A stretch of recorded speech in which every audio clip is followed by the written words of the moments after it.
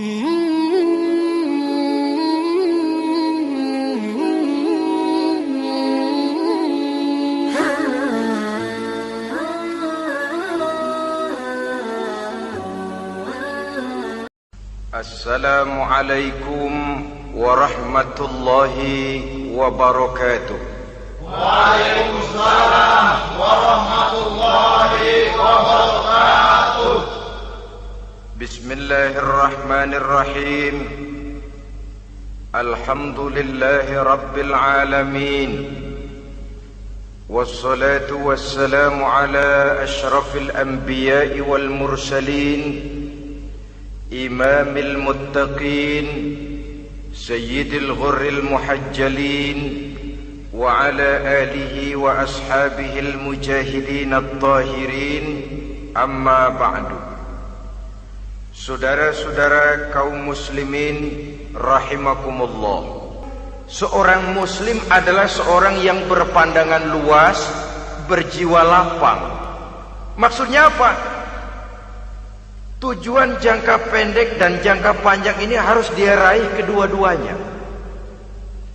Ini yang oleh Al-Quran diajarkan agar setiap muslim mencapai fid dunya hasanah wa fil akhirati hasanah.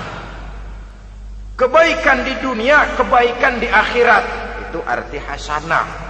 Jangan macam orang dulu, punya istri dua pergi haji. Yang satu yang muda istrinya namanya Hasanah, yang satu namanya Khadijah. Waktu tawaf keliling Ka'bah, si suami ini nggak bisa doa apa-apa kecuali Rabbana Atina itu. Tiap putaran Rabbana Atina fid dunya hasanah wa fil akhirati hasanah. Putaran kedua Rabbana Atina fid dunya hasanah wa fil akhirati hasanah.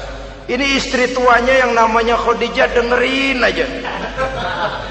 Akhirnya di satu saat dia colek suaminya, "Bang, mentang-mentang Hasanah bini muda disebutin melulu.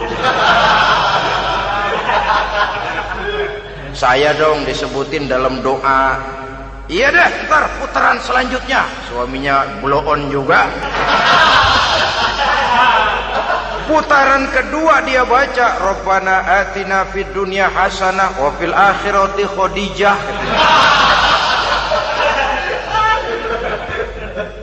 Saudara-saudara, itu makna refleksi daripada doa tadi itu, doa sapu jagat.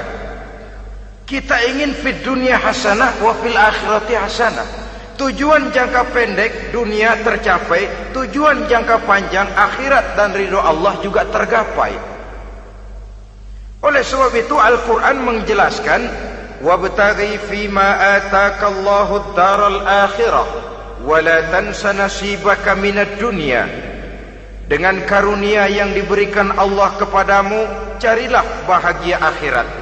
Wala tansa nasibaka minad dunya, tetapi jangan lupakan bagianmu dalam kehidupan di dunia ini. Cari akhirat, utamakan akhirat dengan tidak usah melupakan jatahmu di dunia. Kenapa saya katakan seorang muslim berjiwa besar? Sebab andai kata dia gagal mencapai tujuan jangka pendek, andai kata dia gagal di dunia, dan dia oleh Islam diajarkan jangan sampai gagal, tapi andai kata dia gagal, dia masih punya tujuan jangka panjang, akhirat dan ridho Allah. Dia masih bisa menghibur diri, biarlah di dunia kita sederhana, bahkan biarlah susah di dunia, asal di akhirat kita bahagia. Orang yang tidak punya pandangan hidup semacam ini, surgalah dunia ini, segalanya telah tertumpu di sini. Bila umurnya selesai, ajalnya datang, selesai sudah surganya sampai di situ, dan dia tidak punya pengharapan lain di belakang itu. Maka seluruhnya bertumpu pada kehidupan di dunia. Padahal dunia seperti air laut, makin diminum makin haus, makin kering tenggorokan. Dunia yang diperturutkan menyeret manusia ke dalam lingkaran setan, terjebak dalam sifat yang namanya tamak bin rakus alias serakah.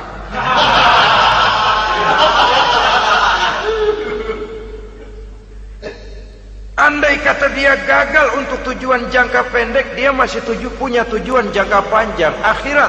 Dia masih sanggup berkata, biar di dunia kita sederhana, bahkan biar kebelangsak sengsara susah di dunia, asal di akhirat kita bisa bahagia. Kan masih ada harapan. Yang paling bangpak,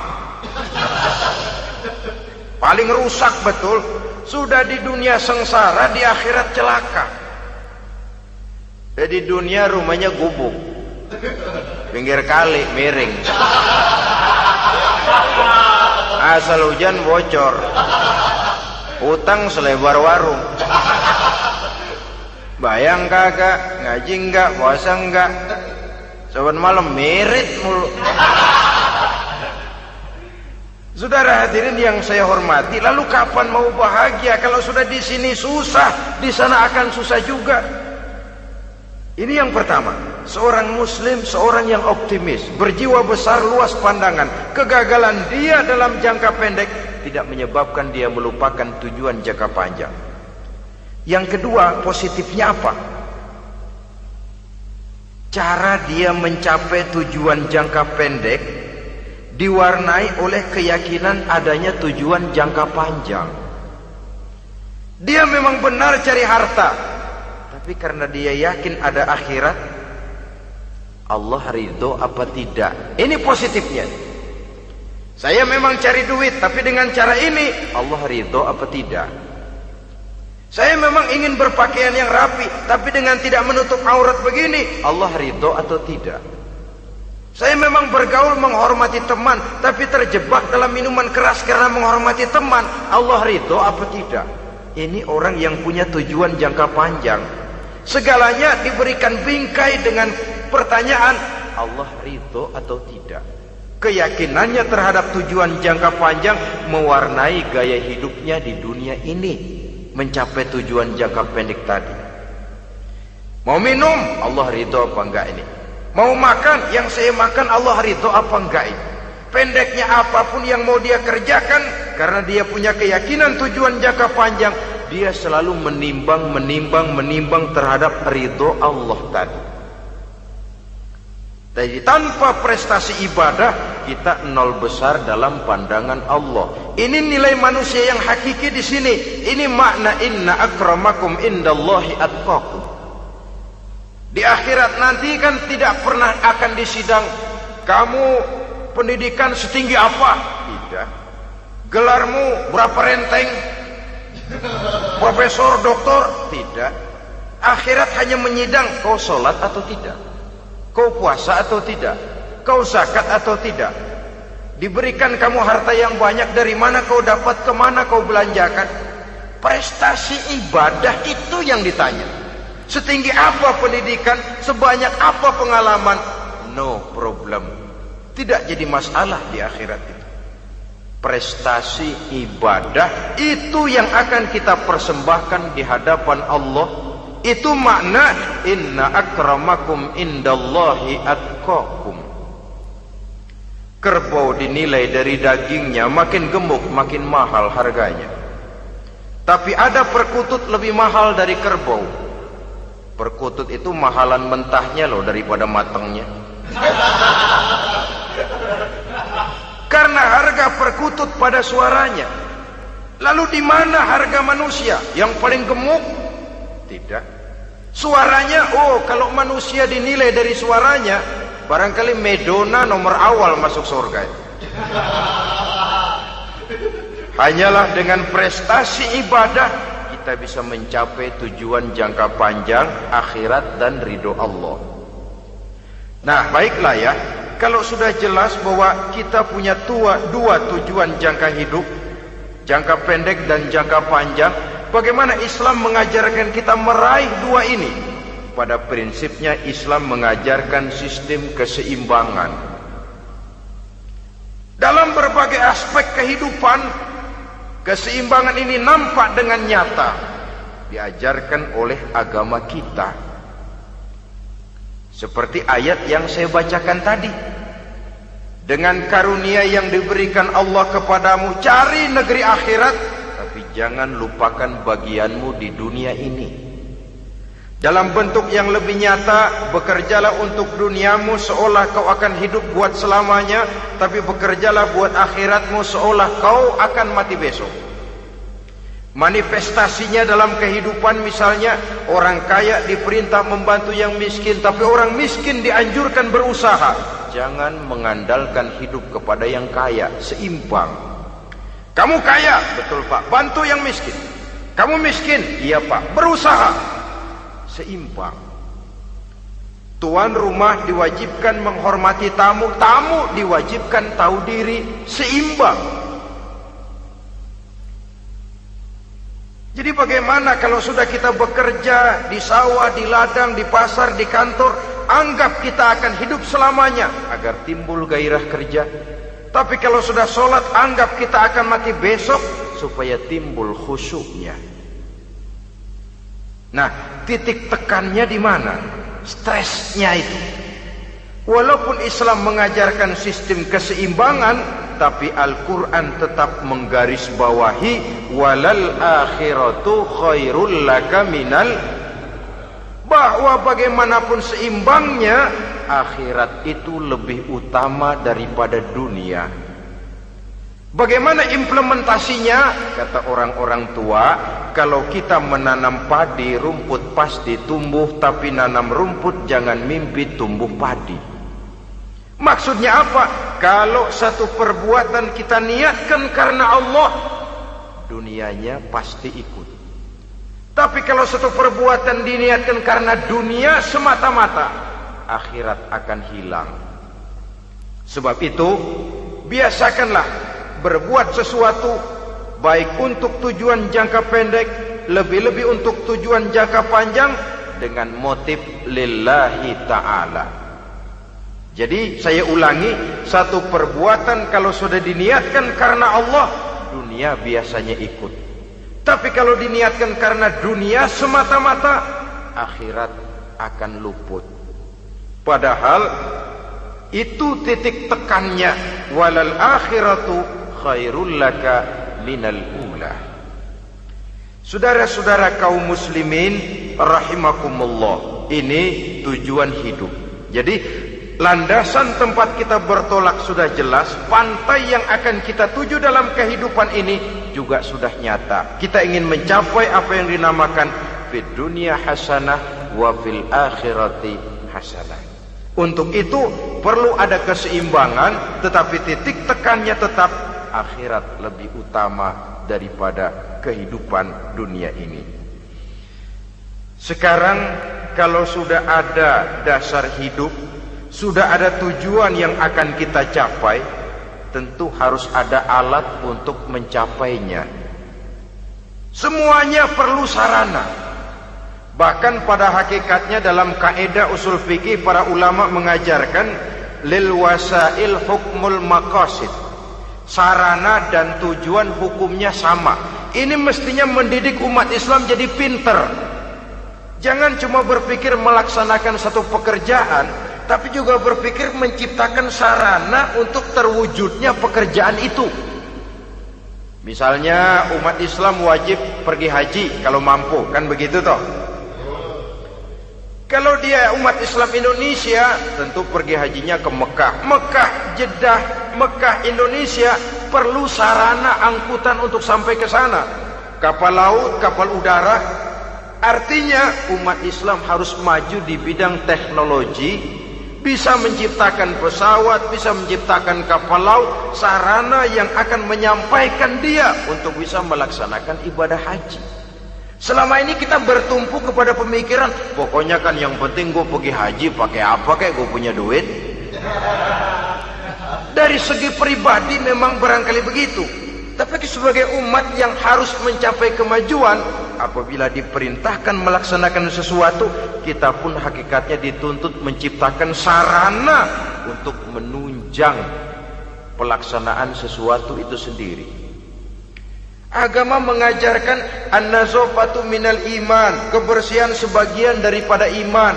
Siapa yang menciptakan mesin cuci, sabun-sabun keras, deterjen, rinso dan lain sebagainya? Siapa yang menciptakan air condition, pembersih ruangan? Kita hanya berpikir pokoknya kan bersih, mau pakai apa kek. Kita jarang yang berpikir kepada pewujudan teknologi modern untuk menerjemahkan hadis itu. Syukurlah belakangan ini sudah muncul teknokrat-teknokrat muslim yang dijiwai oleh semangat Al-Quran membuka tabir rahasia konsepsi Islam di lapangan teknologi modern yang makin lama makin menunjukkan tuntutan kebutuhan daripada umat itu sendiri. Dengan demikian, apabila ada tujuan hidup, kita memerlukan alat untuk mencapai tujuan tadi. Supaya tujuan fid dunya hasanah wa fil akhirati hasanah tercapai, apa alat yang harus kita pakai? Kita lihat surah At-Taubah ayat 111 memberikan jawaban. Innallaha ashtara minal mu'minina anfusahum wa amwalahum bi anna lahumul jannah. Sesungguhnya Allah telah membeli dari orang-orang beriman diri mereka, harta mereka, bahwa sesungguhnya bagi mereka adalah surga. Coba kita simak ayat ini sejenak, akan nampak dengan jelas bahwa ayat ini hakikatnya merupakan satu transaksi yang nyata benar antara kita dengan Allah. Transaksi jual beli sudah terjadi, dan itu langsung dengan Allah, tertuang dalam pernyataan Quran. Pembeli Allah, penjual kita orang-orang beriman, dagangannya adalah anfus dan amwal, harganya adalah surga. Itu sudah tanda tangan pernyataan kita siap jual beli ya Allah. Apalagi baiat kita apa? Inna solati wa nusuki wa mahyaya wa mamati lillahi rabbil alamin.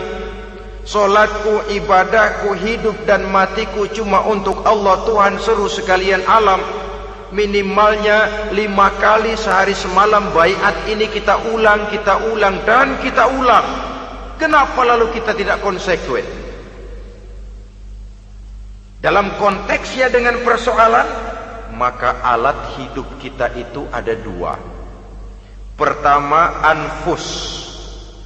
Ini bentuk mufrad dari jamaknya, bentuk jamak dari mufrad nafsun. Biasa diterjemahkan dengan diri. Yang dimaksud dengan diri adalah kepribadian. Yang dimaksud dengan kepribadian ialah kekayaan yang kita miliki dalam kepribadian kita. Artinya bisa tenaga, pikiran, konsep, gagasan, wewenang, ide, pangkat, jabatan, kemampuan, keahlian, skill, itu semuanya masuk ke dalam anfus, diri. Sedangkan amwal bentuk jamak dari mufrad malun, biasa diterjemahkan dengan harta. Pengertian di sini ialah seluruh bentuk-bentuk materi yang berada di bawah kekuasaan kita. Bisa rumah, bisa uang, bisa tanah, bisa kebun, bisa pabrik, bisa peternakan, itu semuanya amwal. Nah, baik anfus maupun amwal, diri, tenaga kek, pikiran kek, harta kek, pangkat kek, jabatan kek, wewenang kek, keahlian kek, untuk tujuan jangka pendek harus jadi rahmah bagi lingkungan. Untuk tujuan jangka panjang harus menunjang jalan menuju ridho Allah. Jadi kalau pangkat kita menjauhkan kita dari ridho Allah, itu bukan nikmat tuh, azab. Punya pangkat bukan melakukan kebaikan, malah melakukan kejahatan, setidak-tidaknya berdiri di belakang kejahatan, melindungi perbuatan-perbuatan munkar. Dalam kelas kakap melindungi korupsi, dalam kelas teri jadi backing tukang koprok. Umpamanya itu sudah menyalahi. Alat tidak digunakan untuk mencapai tujuan, itu untuk tujuan jangka pendek. Lalu amwal harta, uang, tanah, rumah, kebun untuk tujuan jangka pendek harus menjadi rahmah bagi lingkungan. Sedang untuk tujuan jangka panjang, baik diri maupun harta harus menunjang jalan menuju ridho Allah, harus meningkatkan prestasi ibadah kita kepada Allah Subhanahu wa ta'ala. Malah yang namanya amwal ini tanggung jawabnya lebih berat loh saudara. Kalau saudara diberikan ilmu, sidang akhirat cuma satu, ilmumu kau amalkan untuk apa? Saudara diberikan umur panjang, pengadilan akhirat cuma bertanya satu, umurmu kau habiskan di mana? Tapi saudara diberikan harta, pertanyaan akhirat dua, hartamu kau dapat dari mana? Kau belanjakan kemana? Dari mananya dan kemananya ditanya, depan belakang. Kadang-kadang kan ada orang hartanya didapat dari jalan yang halal, dibelanjakan di jalan haram.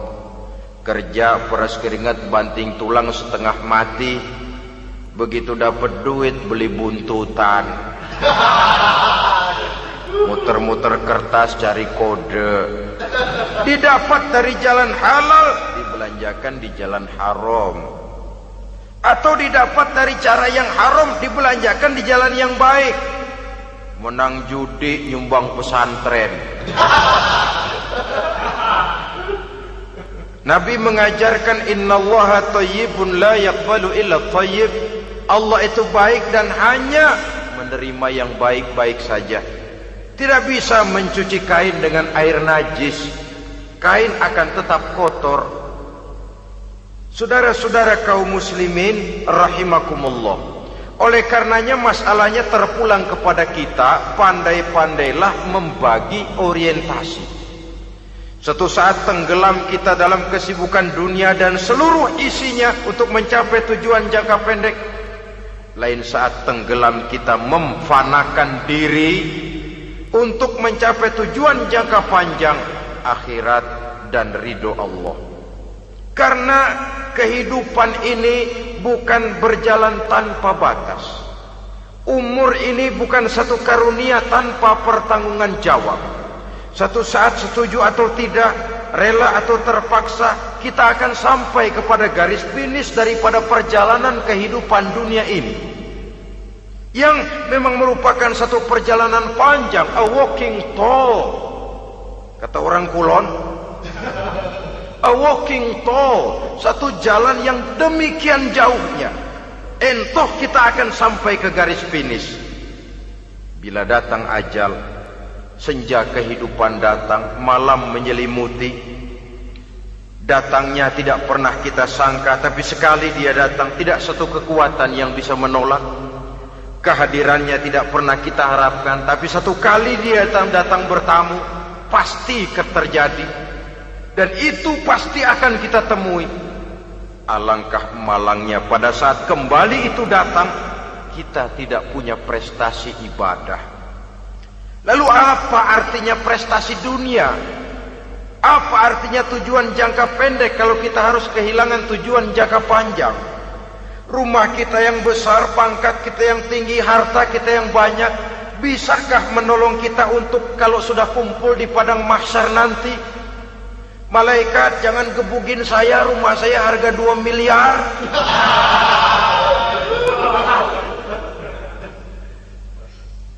Sudahlah malaikat, damai saja, itu Rolls Royce saya. Pakai saja malaikat, pakai. Kata malaikat, gue budak, gue nggak butuh gituan. Hanya prestasi ibadah yang bisa menyelamatkan kita pada kondisi semacam itu. Jadi oleh karena itu saudara-saudara, biar di dunia ini rumah kita besar, mobil bagus, uang banyak, pabrik ada, usaha lancar, asal di akhirat masuk surga aja. Gak apa-apa. Daripada di dunia sengsara, di akhirat neraka, senangnya kapan? Sudah di sini sengsara, di sana kebelangsak. Itu yang orang-orang tua bilang lacur kuda namanya. pelan dipecut, kenceng digentak, setengah mati, serba salah. Kuda kalau bisa ngomong, gue setengah mati, serba salah. Pelan dipecut, kekencengan ditarik, itu yang namanya lacur kuda begitu. Serba salah posisinya. Untuk itu pandai-pandailah membagi orientasi supaya tercapai tujuan ideal ini, fid dunya hasanah wa fil akhirati hasanah. Ini tentang tujuan hidup. Nah, untuk mencapai tujuan ini kita tidak berjalan sendiri. Kita perlu teman hidup. Di samping teman hidup ada pula lawan hidup. Siapa teman hidup kita untuk mencapai tujuan hidup ini? Dalam arti sempit, teman hidup kita suami istri yang taat kepada Allah.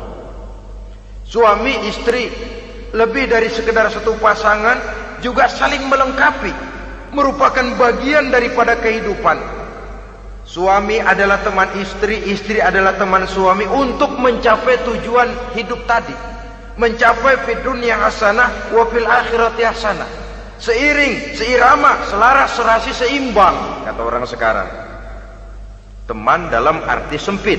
Adapun teman dalam arti luas, setiap orang yang pandangan hidupnya sama dengan kita, setiap orang yang akidahnya sama dengan kita, terlepas dari suku bangsa apapun, warna kulit apapun, bahasa apapun, jikalau keyakinannya sama, pandangan hidupnya sama, dia adalah saudara kita dalam artian yang luas.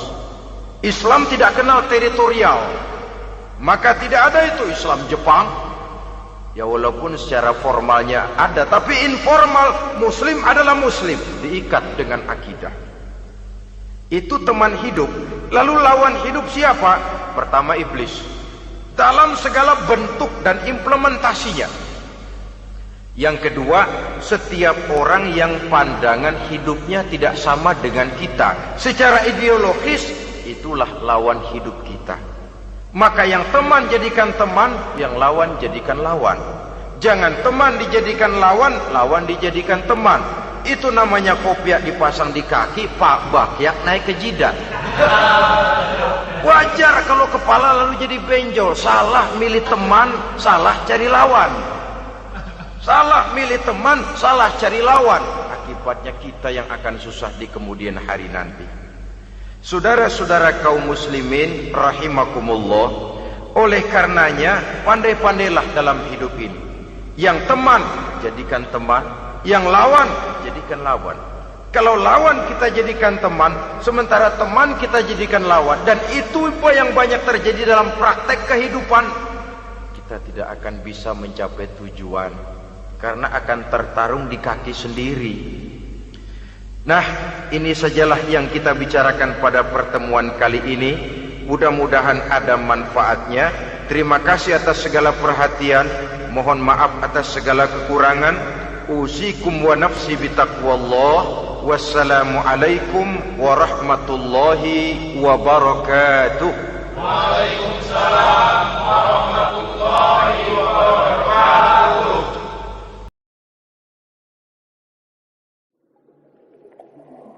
Mm-hmm.